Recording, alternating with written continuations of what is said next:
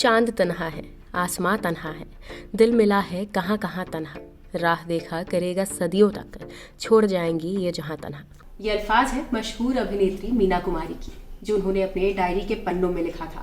चलते चलते यूं ही कोई मिल गया था। अपने जमाने की सबसे बड़ी सुपरस्टार मीना कुमारी सही मायनों में एक लेजेंड थी।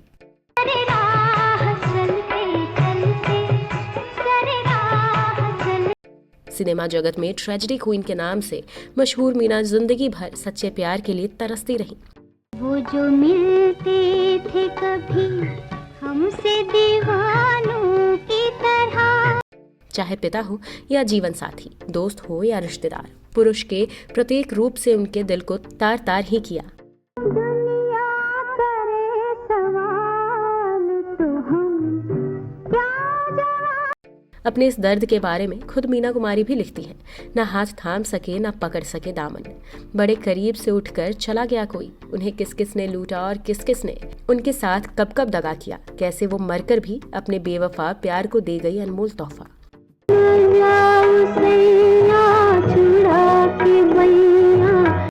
हम आपको बताएंगे पूरी दास्तां, बस बने रहिए हमारे साथ इस वीडियो के अंत तक।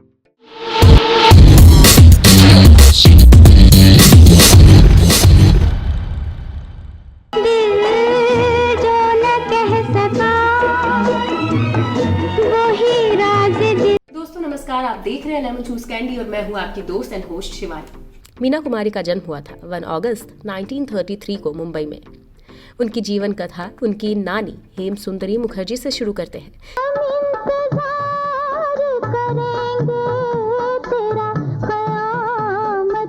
जो रविंद्रनाथ टैगोर के परिवार की बेटी थी और बाल विधवा थी। उन्होंने बाद में समाज की मान्यताओं के विपरीत जाकर प्यारेलाल नामक युवक के साथ प्रेम विवाह कर लिया था, लेकिन किस्मत की ऐसी मार पड़ी कि फिर विधवा हो गई।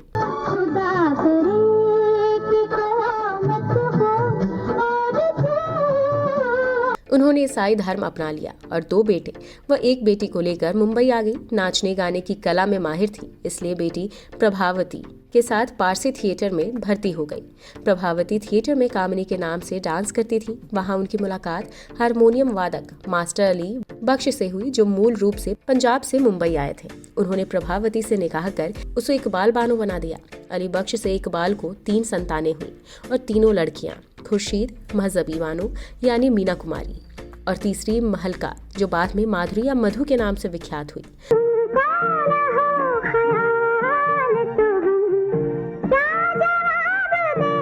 हालांकि एक किस्सा मशहूर है कि अली बख्श नन्ही मीना को इसलिए अनाथालय में छोड़ रहे थे क्योंकि वो बेटा चाहते थे, लेकिन इस कहानी में ज्यादा दम नहीं लगता, क्योंकि उसके बाद भी उनकी एक और बेटी पैदा हुई थी, जिसके बारे में ऐसी कोई कहानी नहीं है। हाँ, घर में मुफलिसी जरूर थी और इसी कारण मीना कुमारी को बचपन से ही फिल्मों में काम करना पड़ा। हालांकि वो बचपन से ही बेहद परफेक्ट थी, एक्टिंग करती थी और अपने परफॉर्मेंस से बड़े बड़े अभिनेताओं को हैरत में डाल देती थी।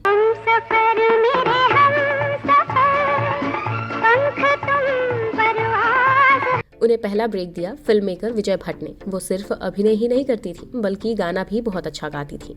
आगे चलकर वो शायरी भी लिखने लगी, जिन्हें आज भी बहुत उम्दा स्तर पर माना जाता है। हालांकि कहते हैं कि पिता अली बख्श के लिए वो एक पैसा कमाने की मशीन भर थी।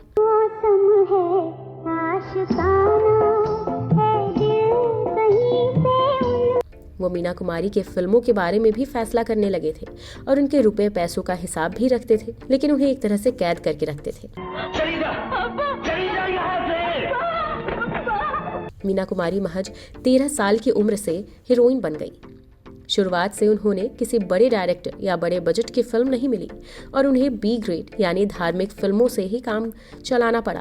काली काली ये घटाएं, ये बरसता पानी, बन गया दिल के लिए आग का शोला पानी। सन 1956 में आई बैजू बावरा ने उन्हें एक नई पहचान दी।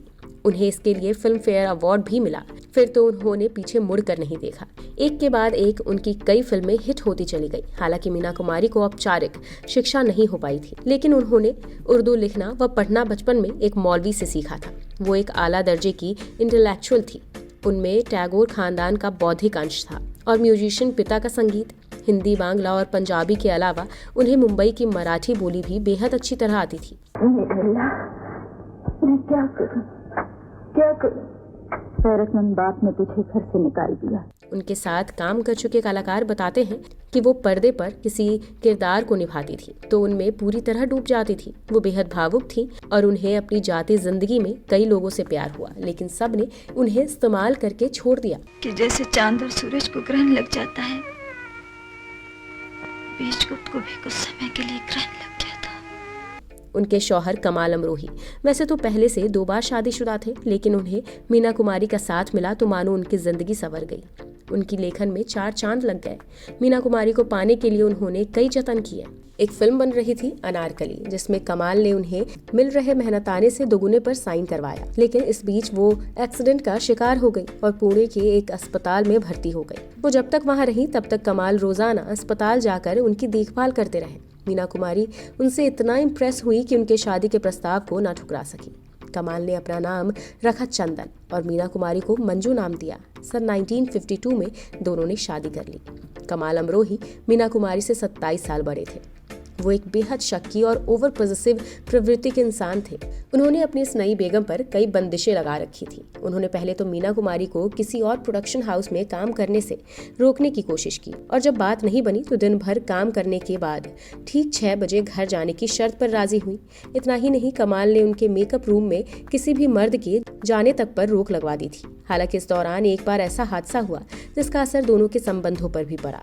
कहते हैं कि मीना कुमारी ने मेकअप रूम में एक स्क्रिप्ट राइटर को बुला लिया था और अपने मालिक की हुक्मबरदारी में कमाल अमरोही के असिस्टेंट बाकर रेले ने इस सुपरस्टार अदाकारा को थप्पड़ भी जड़ दिया था।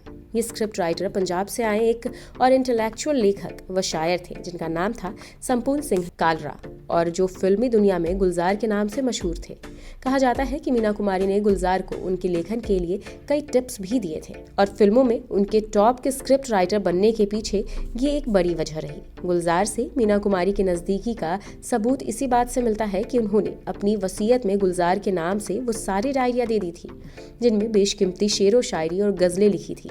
बाद में गुलजार ने उन्हें नाज की नज़्में के नाम से प्रकाशित किया। कहते हैं कमाल अमरोही ने बीच में एक बार मीना कुमारी को तलाक भी दे दिया था और इसके बाद उन्हें दोबारा वापस भी बुला लिया। फिल्म इंडस्ट्री में यह किस्सा भी मशहूर है कि इस घर वापसी के लिए मीना कुमारी को हलाला की रस्म से भी गुजरना पड़ा था और इसके लिए जीनत अमान के पिता अमानुल्लाह खान, जो कमाल के असिस्टेंट रह चुके थे, का सहारा लेना पड़ा। हालांकि इस किस्से का कोई ठोस सबूत नहीं है और मशहूर पत्रकार विनोद मेहता ने जो मीना कुमारी की जीवनी लिखी है उसमें भी इस बात का जिक्र नहीं है, इसलिए हम फिलहाल इस थ्योरी को पूरी तरह से तस्दीक करते हैं। बहरहाल इस थप्पड़ वाले हादसे के बाद से मीना कुमारी जाकर अपनी छोटी बहन मधु और महमूद के उस बंगले में रहने लगी जो कभी उन्होंने ही खरीद करके दिया था। बाद के वर्षों में महमूद का उनकी बहन से भी तलाक हो गया, जिस किस्से पर कभी और चर्चा करेंगे। इसी दौरान उनकी मुलाकात हुई पंजाब से ताज़ा मुंबई आए गबरू जवान धर्मेंद्र से।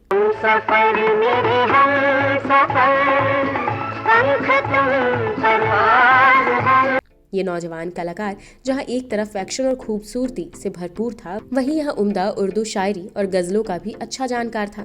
मीना कुमारी ने धर्मेंद्र को एक्टिंग भी सिखाई और उन्हें कई फिल्में भी दिलवाई, लेकिन कहते हैं कि इस पंजाबी कलाकार ने भी उन्हें बस एक सीढ़ी की तरह इस्तेमाल किया और जल्द ही उनसे दूर चला गया। इस बीच कमाल अमरोही ने एक फिल्म शुरू की जिसका नाम था पाकीज़ा। इस फिल्म का बनना अपने आप में एक कहानी है, लेकिन इन शॉर्ट यहाँ यही कहेंगे कि कमाल अमरोही ने मीना कुमारी को लेकर सन 1956 में फिल्म शुरू की पाकीज़ा। इसके कुछ सीन शूट भी हो गए, लेकिन इसके बाद दोनों में अनबन हो गई और मीना कुमारी ने आगे का काम करने से इनकार कर दिया। कहते हैं कि कमाल की बेरुखी से उन्होंने अपने आप को शराब में डुबो लिया। वो हर वक्त शराब पीती रहती थी, जिससे उनके लीवर पर बुरा असर पड़ा था। वो मानसिक रूप से भी एकदम टूट गई थी। उन्हें अस्पताल में भर्ती करना पड़ा और इलाज के लिए भी लंदन भी जाना पड़ा। जब वो लंदन से वापस लौटी तो हालात कुछ ठीक थी, लेकिन डॉक्टरों ने साफ कह दिया था कि वो कुछ ही महीनों की मेहमान है। इधर कमाल अमरोही को लग रहा था कि उनका पैसा और स्क्रिप्ट दोनों बर्बाद हो जाएंगे। कहते हैं कमाल ने इमोशनल कार्ड खेला और सुनील दत्त, नरगिस खय्याम और उनकी गायिका पत्नी जगजीत कौर आदि के सामने अपना दुखड़ा रोया। ये सब मीना कुमारी की निजी मित्र होने का दावा करते थे। उन सब ने मिलजुल कर मीना कुमारी को पाकीज़ा के लिए राजी करने की एक आखिरी कोशिश की और वो मान गई। हालांकि उन्होंने मेहनताने के तौर पर महज 1 रुपया लेकर काम करने का वायदा किया, लेकिन साथ ही कुछ शर्तें भी रखी, जिनमें से पहली तो थी कमाल उन्हें तलाक देकर शादी के बंधन से मुक्त करे। मीना पाकीज़ा में काम करते वक्त अपने निजी जीवन में दखल अंदाजी बर्दाश्त करने के मूड में नहीं थी। फिल्म को कलर में शूट करने पर भी रजामंदी हुई। जब 1956 में शूटिंग शुरू हुई तो अशोक कुमार को हीरो रखा गया था, लेकिन जब 1968 में फिल्म की दोबारा शूटिंग शुरू हुई तब तक अशोक कुमार बूढ़े हो चले थे। कहा जाता है कि शुरू में धर्मेंद्र को लीड रोल दिया जाना था, लेकिन कमाल अमरोही ने मीना कुमारी से उनकी नजदीकियों के कारण उन्हें साइन नहीं किया। बाद में यह रोल राजकुमार के पास गया। हालांकि मीना कुमारी का शरीर साथ नहीं दे रहा था और आलम ये था कि कुछ लंबे व थकान वाले डांसिंग सीन उनकी बॉडी डबल पन्ना खां से करवाने पड़े। बहरहाल जब पाकीज़ा बनकर तैयार हुई और रिलीज हुई तो दर्शकों ने कुछ खास पसंद नहीं किया। दरअसल कमाल अमरोही ने अपनी जिंदगी में इससे पहले सिर्फ 2 फिल्में बनाई थी, जिनमें सिर्फ एक महल ही हिट रही थी। उनकी अगली फिल्म दायरा सुपरस्टार मीना कुमारी के होने के बावजूद बुरी तरह पिटी थी। मीना कुमारी फिल्म में काम करने के कारण बुरी तरह थक गई थी और जब दर्शकों का कमजोर रिस्पॉन्स देखा गया तो उनके भावुक दिल ने इसे बर्दाश्त नहीं किया। उनकी सिरोसिस की बीमारी दोबारा लौट रही थी। चूंकि उन्हें पाकीज़ा में काम इमोशनल कार्ड के जरिए करवाया गया था तो पैसे मिलने की उम्मीद भी नहीं थी। कहते हैं जब वो सेट एलिजाबेथ नर्सिंग होम में भर्ती हुई तो कमाल ने फिल्म फ्लॉप होने की दुहाई देते हुए पैसे देने के नाम पर हाथ खड़े कर दिए, जबकि इस फिल्म के महंगे सेटों पर ही लाखों रुपए खर्च किए गए थे और इन्वेस्टरों से सारा इन्वेस्टमेंट मीना कुमारी के नाम पर ही लिया गया था। खैर, इधर नर्सिंग होम ने भरपूर कोशिश की, लेकिन उन्हें बचाना संभव नहीं हुआ। मीना कुमारी इस दौर की सबसे महंगी अदाकारा थी और जब तक उन्होंने फिल्मों में काम किया तब तक उन्हें पैसों की कोई कमी नहीं रही। उन्होंने हमेशा पूरे परिवार का खर्चा उठाया और उनके दूर दूर के रिश्तेदार मित्र आकर उनकी मेहमान नवाजी का फायदा उठाते थे। लेकिन जब वो बीमार पड़ी थी तो एक एक कर सबने किनारा कर लिया। यहाँ तक कि अस्पताल का बिल भरने के नाम पर सब गायब हो गए। बताते हैं कि कमाल अमरोही ने अस्पताल में कहा कि उन्होंने मीना कुमारी को तलाक दे दिया है, इसलिए वो पैसे देने के जिम्मेदार नहीं है। गुलजार और धर्मेंद्र ने भी पल्ला झाड़ लिया। यहाँ तक कि उनकी बहन के पति महमूद, जिन्हें मीना कुमारी ने एक बंगला तक खरीद के दिया था, ने इलाज के लिए पैसे देने से मना कर दिया था। इसी सभ्य समाज में एक मशहूर फिल्म अभिनेत्री की लाश को लावारिस घोषित करने की नौबत आ गई थी। बताया जाता है कि अस्पताल वालों को कहना पड़ा कि उन्हें लाश को लावारिस घोषित करके बीएमसी वालों को देना पड़ेगा। जब ये खबर अखबारों में छपी तब तक अनजान पारसी व्यक्ति अस्पताल आया और बिल चुकाकर मीना कुमारी को शव को सम्मान के साथ इस्लामिक विधि से कब्रिस्तान में दफन करवाया। कुछ लोगों का यह भी कहना था कि अस्पताल के एक डॉक्टर मीना कुमारी के फैन थे जिन्होंने ये फीस अदा की। मीना कुमारी की मौत के बाद दर्शकों की सहानुभूति उमड़ पड़ी और पाकीज़ा सुपरहिट हो गई। मीना कुमारी के हार्डकोर फैंस तो उनकी एक्टिंग की आखिरी झलक पाने के लिए दर्जनों बार फिल्म देख रहे थे। कमाल अमरोही की सनक यहीं खत्म नहीं हुई। उन्होंने फिल्म रजिया सुल्तान में धर्मेंद्र को हेमा मालिनी के साथ मुंह मांगी कीमत देकर शूट कर लिया, लेकिन उस फिल्म में स्क्रिप्ट की दुहाई देकर उनके मुंह पर कालिख पोत दी। तो दोस्तों, आपको हमारी स्टोरी कैसी लगी हमें कमेंट बॉक्स में जरूर बताएं। अब अपने दोस्त एंड होस्ट शिवानी को दीजिए इजाजत। नमस्कार।